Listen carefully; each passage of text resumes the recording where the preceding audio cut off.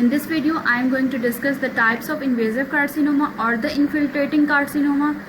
Invasive carcinoma has got three types: special histological type, ductal type, and the non-specific type. On the molecular basis, it's divided into three categories: ER positive and HER2 negative. It's also known as the luminal type.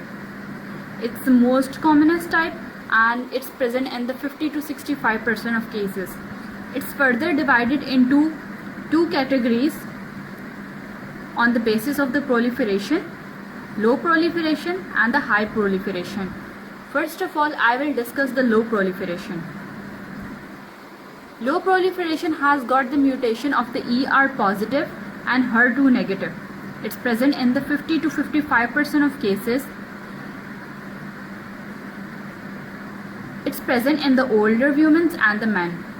And the women treated with the menopausal hormonal therapy have the greater risk of developing the ER positive and HER2 negative low proliferation carcinoma. The genes are involved are those that is regulated by the estrogen receptor. These tumors are detected at the early ages, having the low risk of the recurrence, and take the 6 years to metastasize. Metastasis in the bone is about the 70%, and the viscera is about the 25%, and in the brain it's greater than the 10%. And when I talk about the treatment, it's well responded to the hormonal treatment, but it gives the incomplete response to the chemotherapy. It's about the less than 10%. And the special histological types come under the ER positive, HER2 negative, low proliferation carcinoma are the moderately differentiated tumors, the lobular and the mucinous and the tubular forms. Now comes to the high proliferation ER positive and HER2 negative cancers, and I will also discuss the difference between the low proliferation and high proliferation cancers. It's about the 40 to 55% of cases, and this high proliferation tumors are present in the 10% of cancer. Basically, the estrogen receptors are low, the progesterone levels are low, but there are mutations of the BRCA2 germline mutations, but the growth of the epithelial cells or the architecture of the tumor is similar to those having the ER positive and HER2 negative, but there is a mutation of the BRCA2 germline mutation. What is the difference between the treatment? Low proliferation cancers give incomplete response, but the high proliferation cancers complete response to the chemotherapy. If I talk about the metastasis, the low proliferation having the 70% chances of bone metastasis, but high proliferation has got the 80% chances of the bone metastasis. And in the viscera is about the 30%, and in this is about the 25%. It has got the chances of the brain metastasis is about the 10%. If I talk about the special histological type that come under the ER positive and HER2 negative high proliferation cancers are the poorly differentiated and the lobular, but in the low proliferation the well moderately and differentiated lobular, mucinous and the tubular tumors come. Now comes to the HER2 positive cancers. It's about the 20% of the cases. It may be ER positive or it may be ER negative. The 50% are the ER positive and the 50% are ER negative cancers. But these all cancer will be HER2 positive. Progesterone receptor will always absent. These are common in the young and the non-white women. More than 53% of the familial breast cancers has got the TP53 mutations are positive for the ER and HER2. This TP53 mutation results in the messenger RNA and results in increased expression of the HER2. It's because of the complex interchromosomal translocations. There is a high level of amplification of the HER2 and there is a high levels of the overexpression of the HER2.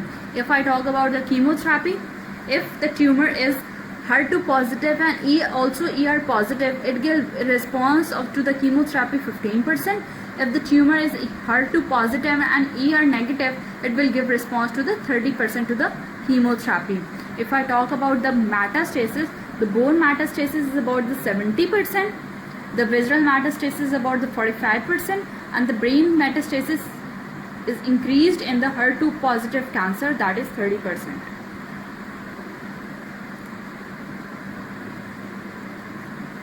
One-third of abrasions results in the inhibition of the HER2 activity.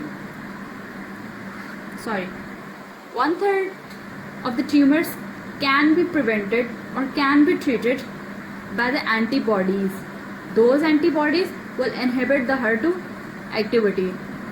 Trastuzumab and Herceptin. But why 2/3 of the tumors can't be prevented with these antibodies? Because there's other truncated form of HER2 which lacks the trastuzumab binding sites. There are also other mutations, tyrosine kinase, P13K, AKT pathway. Now comes to the last type, that is ER negative and HER2 negative also. It's present in the 15% of cases. This is the basal triple negative carcinoma. Basal triple negative carcinoma. The types, the special histological types come under the ER negative and HER2 negative cancers are medullary, adenoid cystic, secretory, and the metaplastic. This is a somewhat highly aggressive. If I talk about the response to the chemotherapy, the response to the chemotherapy is about 30%. If I talk about the mutation is BRCA1 mutation. BRCA2 mutations were present in the ER positive, HER2 negative, high proliferation cancer. And if I talk about the metastasis, the bone metastasis is lesser than other tumors. It's about the 40%. The visceral is about the 35%, and the brain metastasis about the 25%. Now come to the morphology of the invasive carcinoma, the molecular types of invasive carcinoma. If I talk about the mammography, it will diagnose on the mammography if it's about the less than 1 centimeter because of the calcification. If I talk about without mammography, it can be diagnosed as the palpation when it's about the 2 to 3 centimeter. Basically, the mammographic findings and the gross appearance of these tumors depend upon the stromal reaction. If I talk about the clinical features, the most commonly these present as a hard, irregular, dense mass associated with the desmoplastic stromal reaction. If I talk about the less commonly it will present as well circumscribed sheets of the tumor cell, scant stromal, and having the scattered neoplastic gland and single tumor cells infiltrating. These are the histological findings, but the most commonly present as this, like this. These desmoplastic reactions, this hard mass, irregular mass, if I cut this hard irregular mass, will produce the grating sound. What is the grating sound? Grating sound is like cutting a water chestnut. Why is it so? It's because of the small central pinpoint foci. Foci of what? Foci of the calcification, which form the basis of the mammography. These calcification, streaks of the chalky white desmoplastic stroma. This will produce the sound. If we cut this tumor, this will produce a grating sound. This is the most important point. If these tumors are large enough, it will invade the pectoralis muscle, then the chest wall, then the dermis, which will cause the skin dimpling.